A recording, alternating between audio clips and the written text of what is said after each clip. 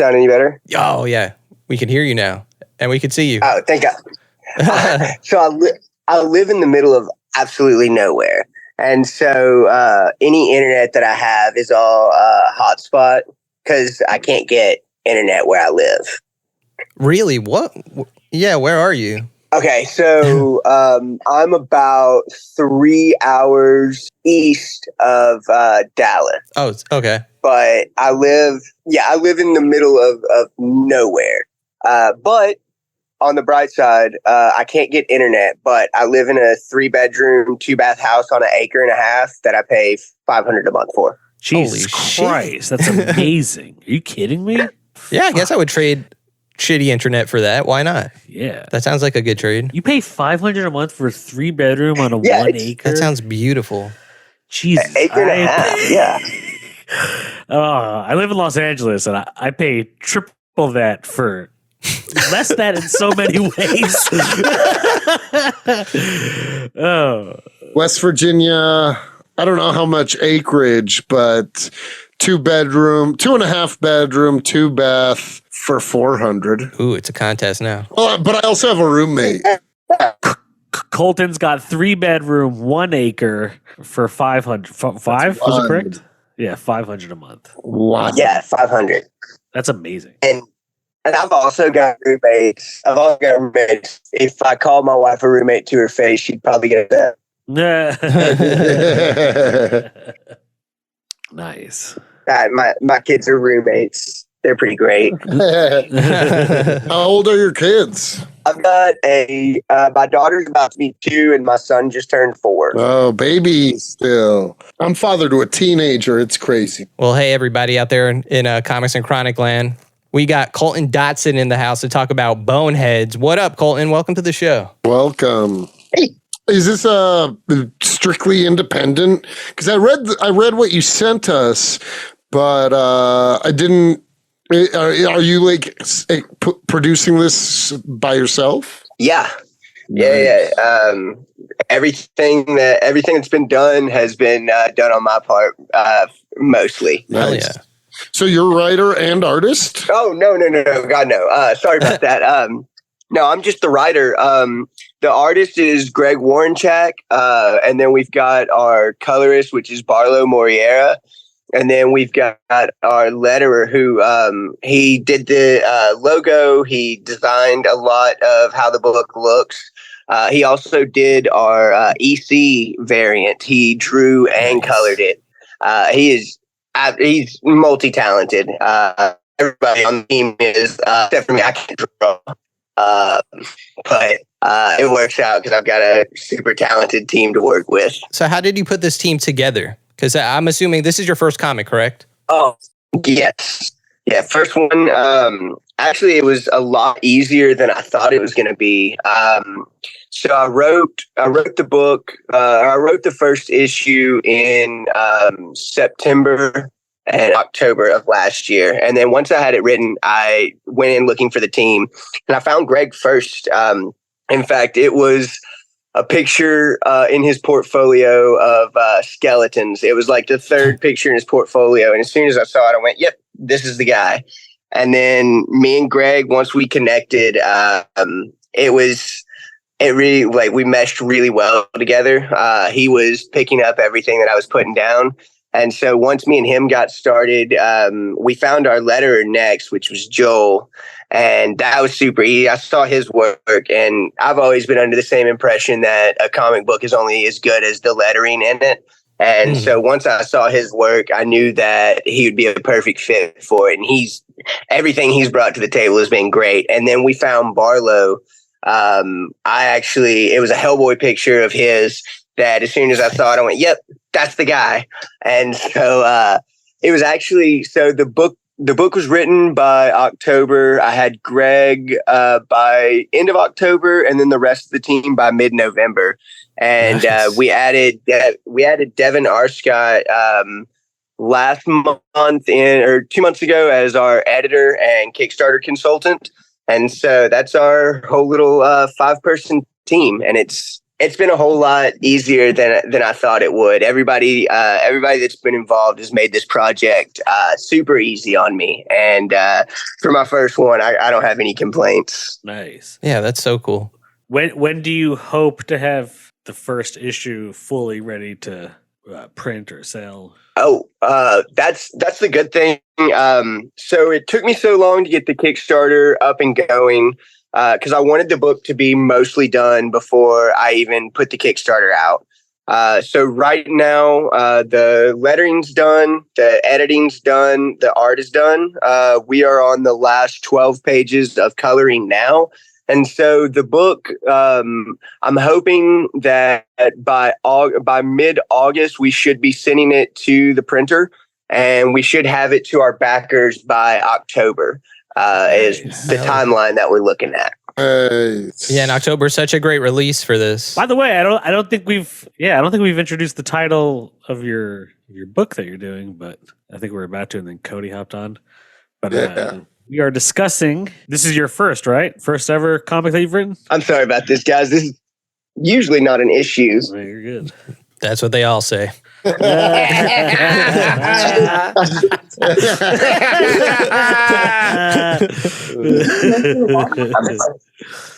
Yeah, I've used that excuse before. Yeah, I have too. I've been there, brother.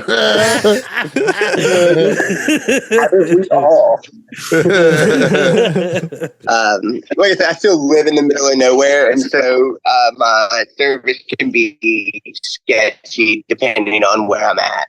No, but yeah.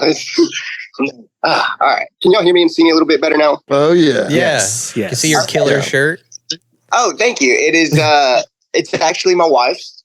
Nice. I wear her clothes all the time, mostly because it pisses off everybody in my super small conservative area. Hell yeah!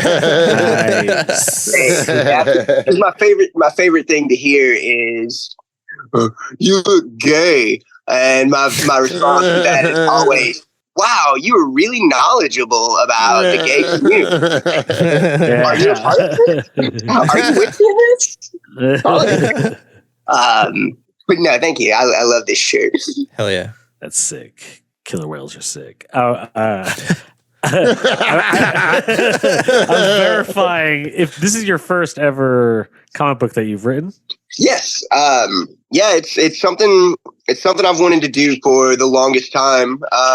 So I've been reading comics since I was 7, which puts me at like 23 years of reading comics now. And so, like I said, it's something that's always been a dream of mine. The only thing that was holding me back for the longest time was money, because it can be expensive to hire a team, and so that was something that held me back for a while. But I ended up when I decided I was gonna fully go for it, I cut out a bunch of extra stuff that I was buying. So I haven't bought any omnibuses in like 6 months. I barely bought any like action figures and stuff. But no, I finally decided last year that I was gonna do it, and started putting the money aside. And so this is my first project, but it's going to be far from my last. Hell yeah. Dude, well, I mean, for it to be a debut, it's a great one. Strong as hell. Appreciate it. It was one of those things that when I was writing it and I finally got done, I read over it and I was like, fuck, is this going to make any sense at all? And it wasn't until Greg and a couple of others read it that they were like, this is good. And I was like, oh, quit lying to me. Don't lie. But no, I appreciate that, guys. Yeah, it's definitely it's been pretty amazing, the support that I've been getting from it. And I also thank y'all for having me on. I'm super excited. Hell yeah, man. I mean, shit, this is a great comic. I was glad to read it. I can't wait to see the thing fully colored. Yeah. Tell us a little bit about the story, though. Oh, okay. So, tell us the title of this thing. Oh, yeah. I guess we could get into the title.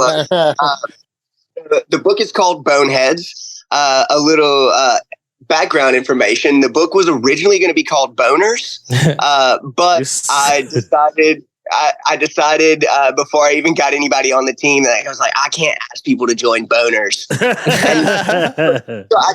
I changed it to Boneheads as the working title, and it just ended up kind of sticking. But yeah, the book is called Boneheads. It's a punk rock horror comedy about grave robbing, necromancy, and friendship. So the story revolves around Simon and Teddy, who are high school friends.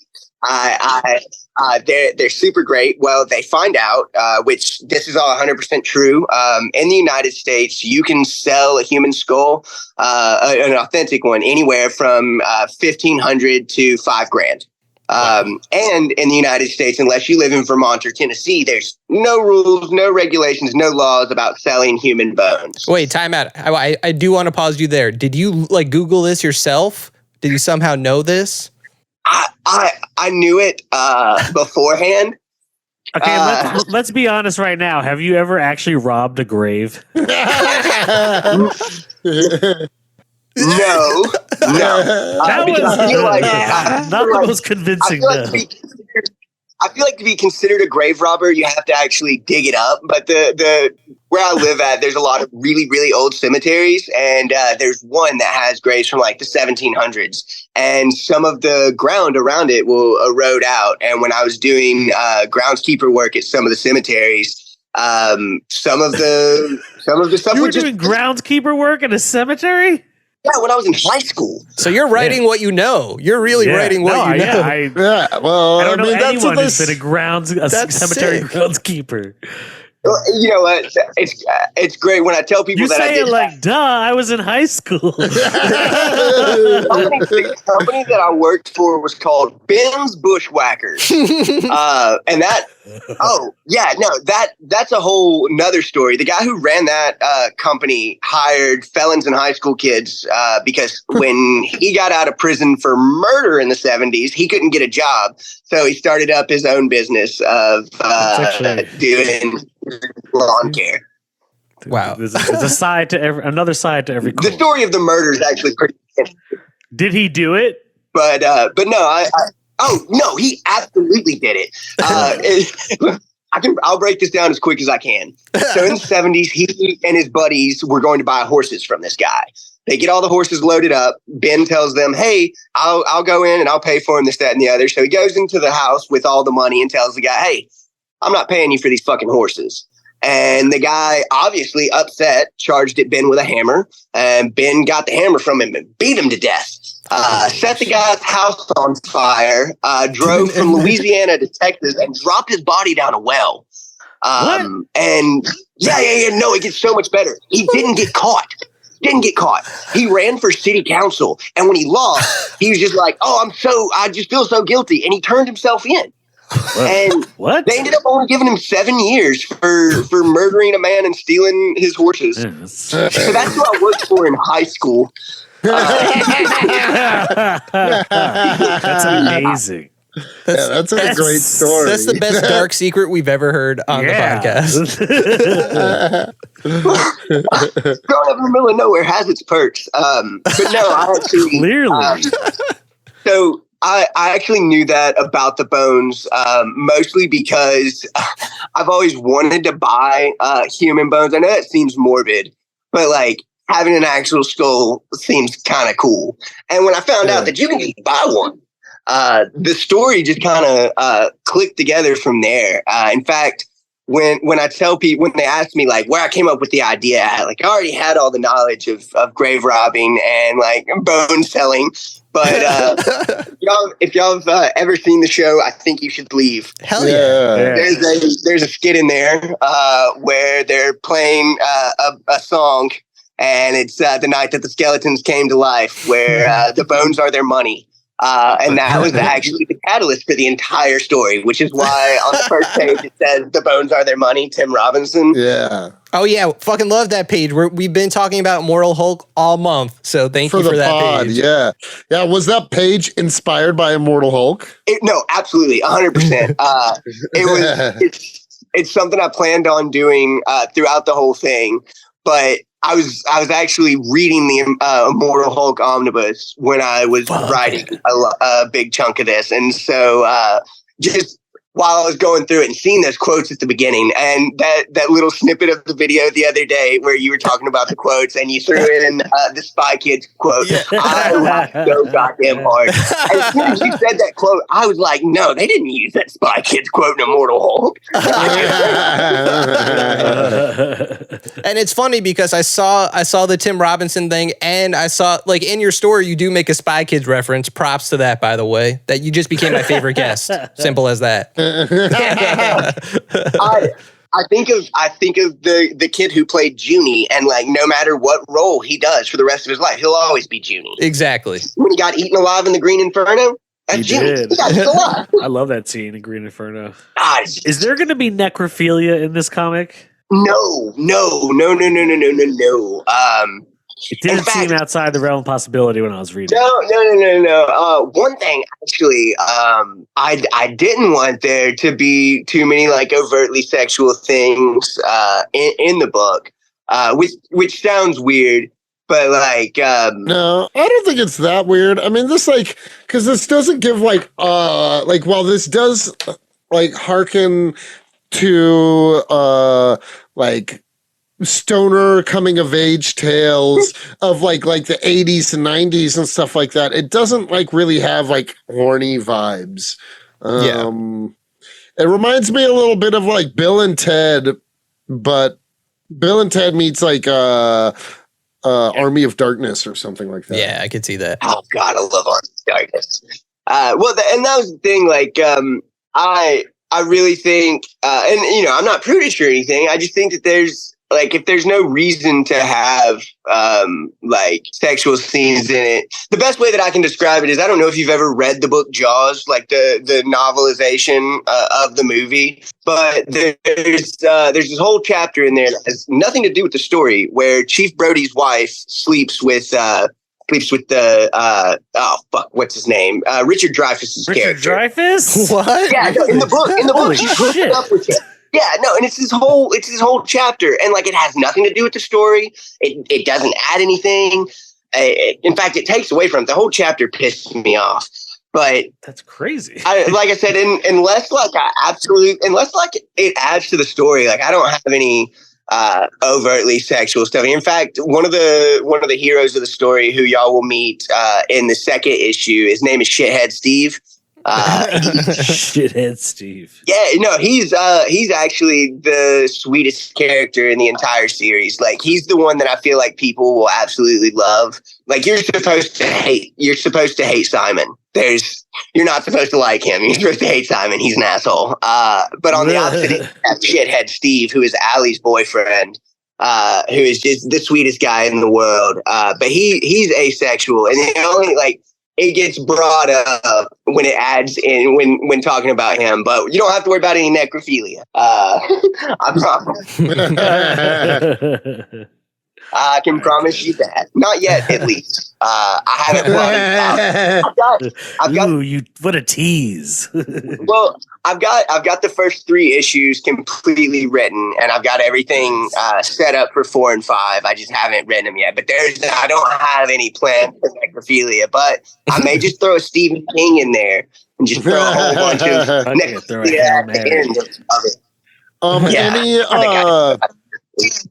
With this, do you have? Is it a 5-issue arc that you're planning for? Yes, it's going to be 5 issues, and then I think I may do a few one-shots for some of the characters, but as of right now, I've limited it to 5, and then bouncing out of the universe and kind of letting it rest. Nice. So wait, tell us a little bit about the Kickstarter, because you were kind of talking about it before, but like, so how long is it running?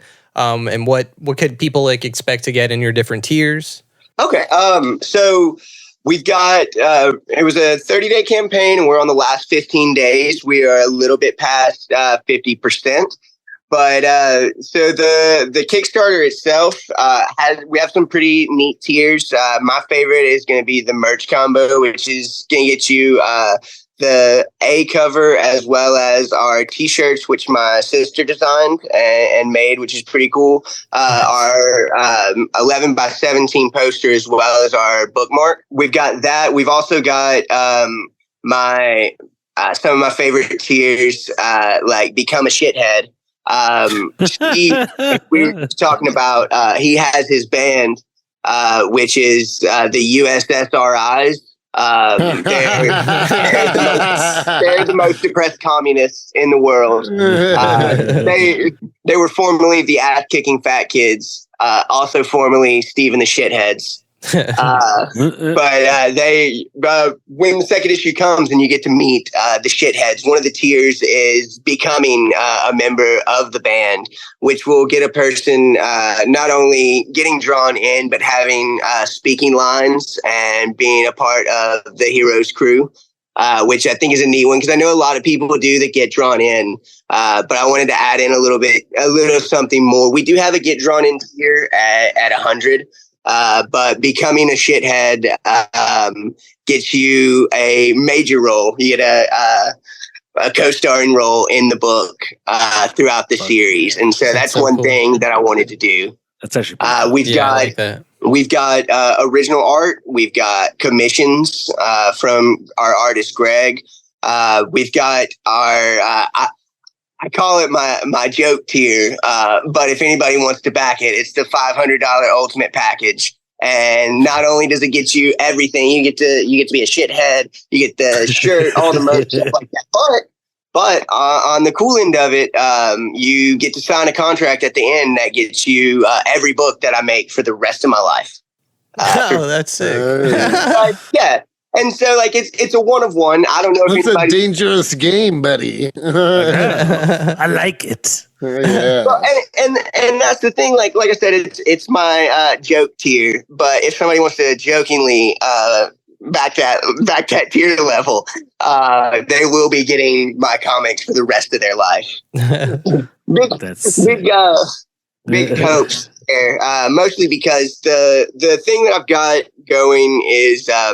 I funded the first book mostly out of pocket. I say mostly, it's been entirely out of pocket. And so I know that I can't do that again for the second issue. And so with the campaign, the goal of it is because the book is already paid for as far as my teammates have already been paid. The bulk of the campaign funds that don't go to shipping and printing are going directly into issue 2. So as soon as it is complete, as soon as the campaign is over with, that money goes into us starting up issue 2 like that. And that's the way we're kind of running with it. Is I decided to invest in myself for this first issue. Because it's coming out regardless. If the Kickstarter fails, which God, I hope it doesn't, I'm still going to be printing this book. That's my whole goal. Because I like I said, I told myself last year I was going to finally do it. So even if it comes down to me having to finance it as far as printing and stuff like that, that's my goal. But I'm really hoping the campaign succeeds because I'm planning on using that to continue this series, being able to bring all 5 issues to y'all. Nice. Yeah. I mean, I definitely hope, like, everyone listening, like, really check this out because I think, like, first of all, for your first comic, it is great. Like, it feels like you've been writing comics for a little while, and it did remind me of a comic that maybe I would see, like, specifically, it almost felt like a Boom comic. I don't know why specifically Boom, but something about it, I could see, like, the Boom banner over it. So if Boom wants to pick you up, they should. But no, like it definitely has like, and talking to you now, I could see you in it. Like I did want to ask, like, are any of the main characters you or? Yeah, Simon. Simon has. I specifically designed him to have all of my negative traits. I know it sounds weird, but like, there's the whole scene where which I think y'all will appreciate when Simon writes down on the list to bring joints on their adventure. And, Teddy tells him, don't bring the joints. And so he doesn't bring the joints. He puts it away and he grabs his one hitter instead. And while Teddy's digging the hole, Simon disappears to go and smoke, which is not saying I would dip off on my best friend to go and smoke. But you might find me in an alleyway if you're not paying attention. I might just dip off. So Simon definitely has some of my negative traits, but he's definitely the closest character to me for sure. I like alleyways a lot. Looks wise as well as attitude. I like alleyways. I'm all about alleys. She's going to play a very important part in the story. In fact, she is the third main character, which she was actually the first character that I had planned out for the story. It's funny. As I'm writing it, I come up with the names, and I'm like, a month in, I've got everything plotted out. I'm all excited, and I'm like, man, these names flow really well together. Allie, Teddy, Simon, and it took right up until that moment to where I realized, oh fuck, I named my characters after Alvin and the Chipmunks. Alvin. I had to keep the names then. But yeah, no, Allie plays an important role. She is, I think, besides Steve, she'll be the most loved character. She's got a lot of personality, very loud and very outspoken. I love Allie as well. I think by the time you really get to meet her in issue 2, and especially when we get to issue 3, she has probably my favorite scene throughout the entirety of the story, which they kill a guy and bring him back to life just so that they can kill him again. Which is just, yeah, you'll learn to love Allie. She's fantastic. But no, she's definitely, she was the first character created for the series. I had her in mind before I had Simon and Teddy. Nice. So what are your horror influences? Like, what are some of your favorite horror movies? Like, we saw some Night of the Living Dead in here. Not a horror movie itself, but Mystery Science Theater, which had, plenty of horror. Oh yeah, cool stuff like that. Yeah. Well, there's all kinds of little things which I'll point them out because I love it, but there's all kinds of little things hidden in the background. I think I caught Pennywise, right? There's like a poster in the back. Pennywise, and on that same page, there's the Amityville Horror House on one of the picture frames. But no, I grew up. My dad had me watching Texas Chainsaw Massacre at like a super young age, and then. Around the same time I got into comics, the film that scared the shit out of me that will always have influences in my work is House of a Thousand Corpses. Oh, Rob Zombie. Oh shit. Saw that movie at 7, and it definitely That's crazy. It was intense. And so like I don't know, after that, like I fell into a horror hole. And so my favorite is obviously the cannibal exploitation films of the 70s and 80s. Cannibal Ferox and Cannibal Holocaust are probably some of my favorite horrors, which is why I love The Green Inferno so much, because it was Eli Roth's homage to those type of films. But I really got into a lot of the exploitation horror by the time I was like 13 or 14, and it warped my young, fragile little mind. But I got into that, and then obviously, there was Evil Dead 1 and 2, Army of Darkness. Watch stuff like The Crow, which isn't horror per se, but that kind of dark. Themes. Yeah. So I saw The Crow when I was very young. Right. My brother showed it to me.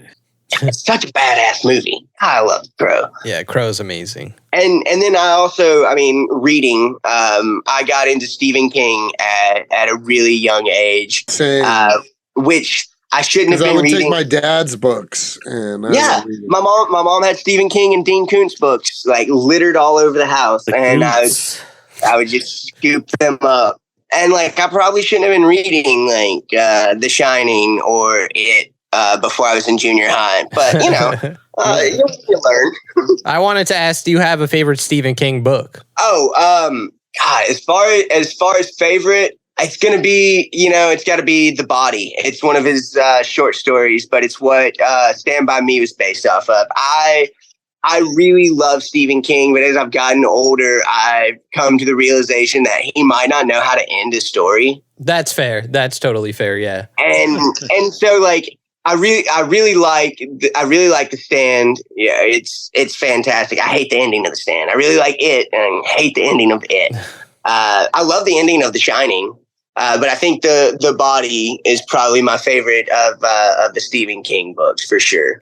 What about The Mist? Oh man, I love that movie. Honestly, the movie was shot not very far from where I live. Oh shit! Oh nice. Same thing with Universal Soldier: The Return. I actually got to meet Goldberg because oh shit! Yeah, right. My dad's a pig. He's a cop. Nice. I mean, not nice, but well, no, nice that you called your dad a pig. Where's the hot boy horn? Yeah, that was the most hot boy horn thing I've ever heard. He knows it. Nice. Does he use his power? Oh fuck yeah! Nice. My dad pepper sprayed me. Y'all want to know something crazy? My dad's saddest moment as a police officer was not when he got shot, but was the day that they took his nunchucks away. What? My dad had fucking police issued nunchucks. Hell yeah! Did y'all even know that they? No. Did y'all know that they had? No, but I want some. Now you told me there's police issued nunchucks. They took them. They took them. But my dad worked security for the filming of Universal Soldier: The Return, and so I got to meet Goldberg, big hulking person when I was a child. So wow, I don't know who I hate more, your dad or Goldberg. Fair.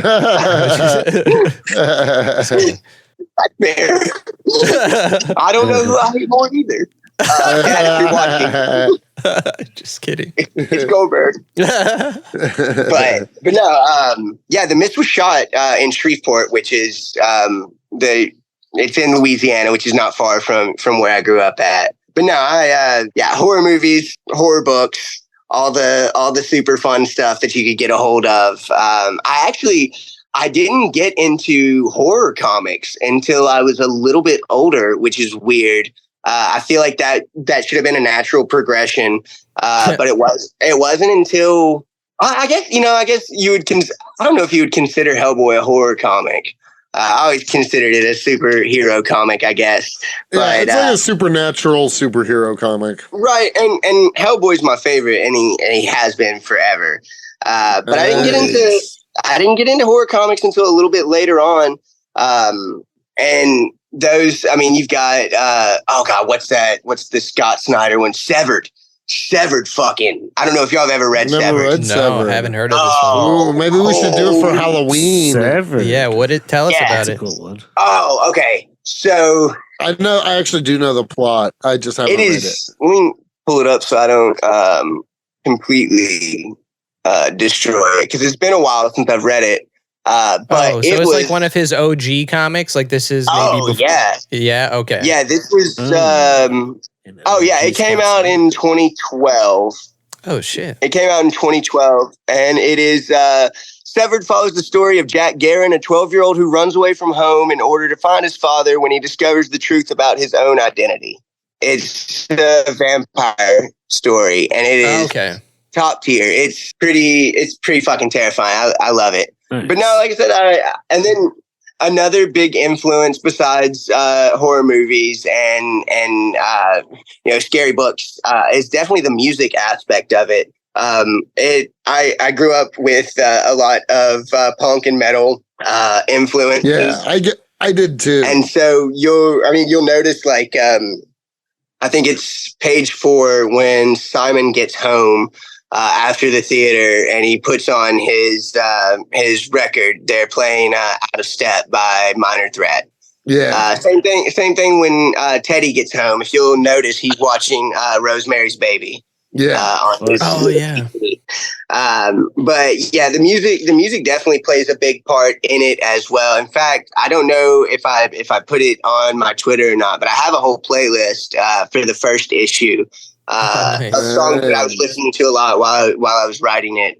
But that's kind of the two big influences was horror movies and metal and punk music.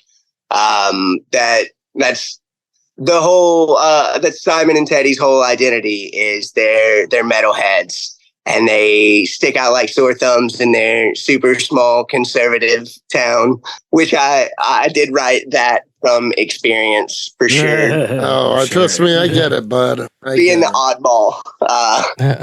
So.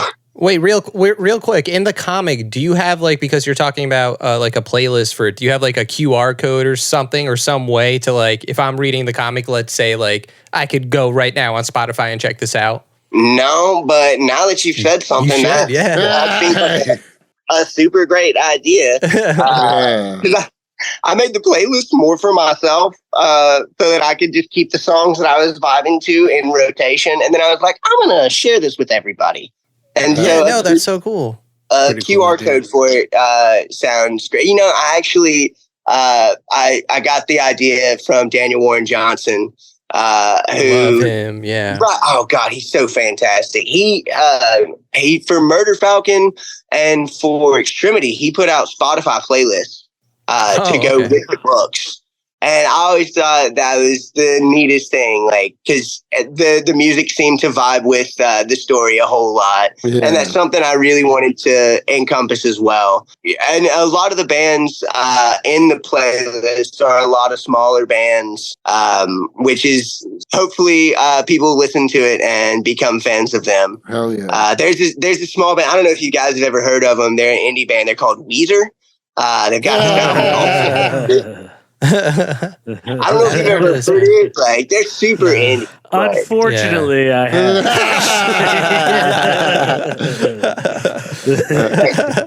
I'm also a huge Weezer fan. Fuck yeah! Their 2005 Make Believe album I got for Christmas, and I listened to Perfect Situation all sad in my room for like a year. God, I had such a great music video too. Yeah. But no, the music and the horror movies are definitely the big influence on this book. And it's something that I really wanted the readers to feel when they were reading it. Is I wanted them to have the same feelings reading the book that I get from watching old horror movies and listening to metal. Yeah. I want them to see it, and I want them to feel it and love it. There's also, speaking of more horror movie influences, the amulet that they find is actually the same amulet from the Dead Alive movie that Peter Jackson did. Yeah. I don't know if y'all have ever seen that. I know exactly. I've seen clips of it, and I'm just like, what the fuck is this movie? Like, I've always wanted to watch it. It is worth watching. Don't eat anything. Don't eat anything beforehand. It is oopy, goopy, gooey, and very, very, very bloody. Oh yeah. But not in like a realistic way. It's great though. Like I said, I want people to see those things and pick up on them. And I put in those little things like Pennywise or the Dead Alive amulet. And I want people to see those and get a sense of, hey, I recognize it. This feels comfortable and familiar, like eating mashed potatoes. But I feel like even the way you present the comic, like it starts off with them at the movies, like it has a Mystery Science Theater feel. They're watching Night of the Living Dead. Like I could see that now. Like talking to you, I could definitely see like your DNA all over this comic. But I think that's what makes it really special. Like it's just like, you know, you're fun to talk to, and like you have a lot of interesting stories. So I feel like that's going to show in your writing, and it definitely shows in the comic. So good shit, dude. I promised to all of my backers there will be none of my DNA on these books. I'm not going to put my DNA all over these books. In the book. But no. I meant to ask, what are you currently reading in comic book wise? I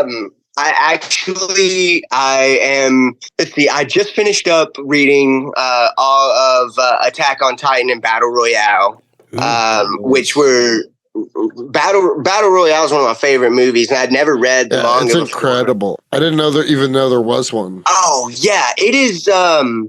It is more. It follows the novel that the movie's based off of a lot more closely, and it's hard to stomach. Some of it's really, really hard to stomach, like a lot harder than some parts of Berserk.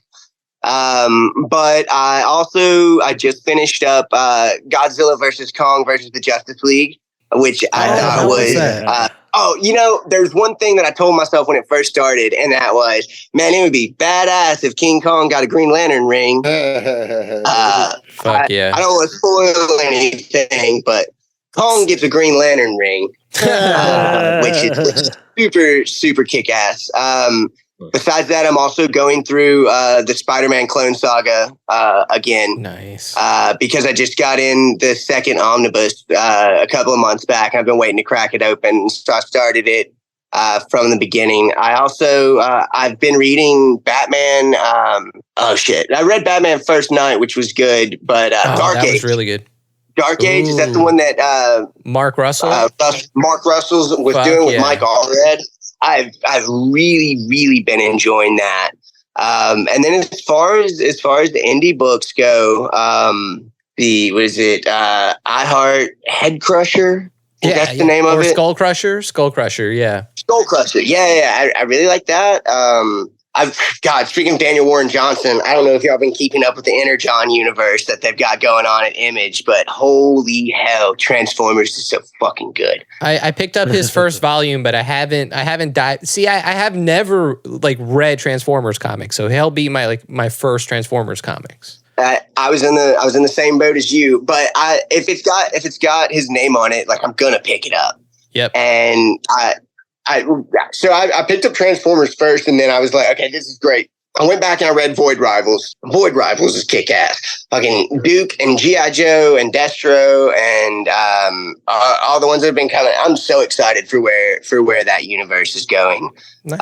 Also, Project Cryptid from Ahoy Comics has been super, super fun too.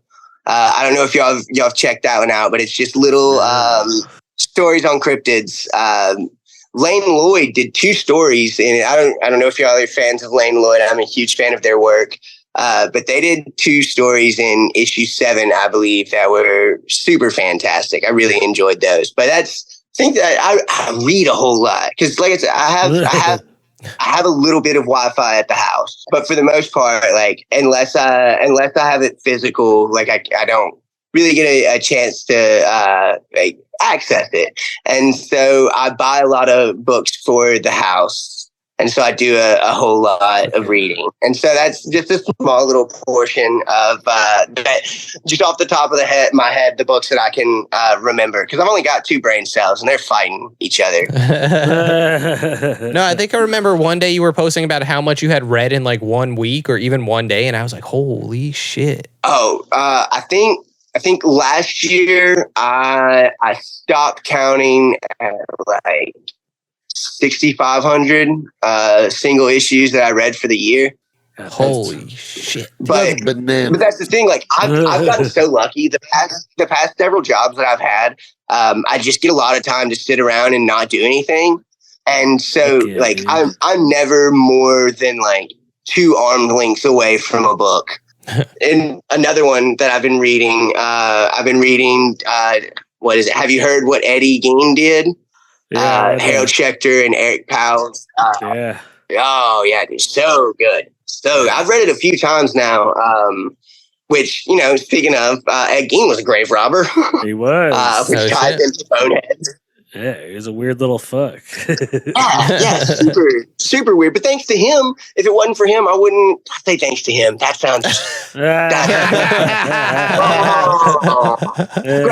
Reverse it. If it wasn't for him, we wouldn't have gotten Texas Chainsaw Massacre. Yeah, which and that's one of the goats. Yeah, which So it was all worth it. Yeah, I you agree. owe everything to Ed Gein. I didn't say that. But yes, Ed Gein's the hero of mine. No, he's not. I don't have a nipple belt, unfortunately. Or a skull bowl, which I could legally own if y'all didn't know. That's the takeaway from this. Yeah. No, the real takeaway should be to read Boneheads. You should definitely check out the Kickstarter. Where could everyone find you online if you want them to? Yeah, no, I actually I've become more open about people finding me online. I guess writing and trying to put a book out will help that happen. You can find me on Facebook at Colton Dotson. You'll know it's me because there's not many people ollieing over Spider-Man while reading Absolute Carnage. I'll be very easy to find. And then on Twitter, Threads, and Instagram, it's going to be 40ounce_goose, which you can find me. I think that's it on all of my other socials besides Facebook. And if you come there, you'll get to see my stupid comic takes, and you'll get to hear more about Boneheads, which I hope you all back. Hell yeah, dude. It also took me way too long. I'm ashamed to admit this. Like, your display name is the Ultimate Warrior. Yeah. And like, it took me way too long to be like, oh, it's like the Ultimate Warrior. But like, it took me way too long to realize that. I love the Ultimate Warrior, and I have crippling anxiety, and so it just works out. It's a great combo. Yeah, no, it makes for a great writing inspiration. Fuck yeah. Hell yeah, Colton. Well, thank you so much for coming on. Yeah, this was great. Thank y'all so much for having me on. I had a absolute blast. I don't get to talk to folks like this around here, so it's definitely a blessing getting to come on and nerd out with y'all. Hell yeah. It was a lot of fun, buddy. Yeah, hopefully it's not the last time. I want you to keep making comics because I love this one and I want to read more from you, dude. Yeah, Boneheads truly was great. You should be proud. Yeah. It's a great book. I'm still in disbelief at the way that it turned out. I'm like I said, I'm still in shock that I've got a comic coming out. I guess I won't actually believe it until the book's in my hand, but I really appreciate that. Yeah. And you know what? I'm not going to put either of you guys on the spot, but I'll give it a 6 because I don't know if you listen to any episodes, but we do everything by the Joe Pesci scale, 1 to 6. I'm giving it a 6 because I liked it that much, and I seriously think other people should back the Kickstarter and read it. Oh yeah, I forgot I sent you stickers. Fuck yeah. Yeah, I've got a couple of comic and chronic stickers that I rock every day with my giant water cup because you should stay hydrated. Hell yeah. And you should listen to Comics and Chronic, which is those are like the two most important things to life. Drink water, listen to Comics and Chronic. Hi, you're listening to Comics and Chronic, and I'm Jacob H. I'm Cody Cannon. And I'm Anthony Iannaccio. And you can tune in every Thursday to hear new episodes of Comics and Chronic. And make sure to follow us on Instagram and Twitter at Comics and Chronic. That's Comics, the letter N, Chronic. We'll see you guys next week. Woo! Peace.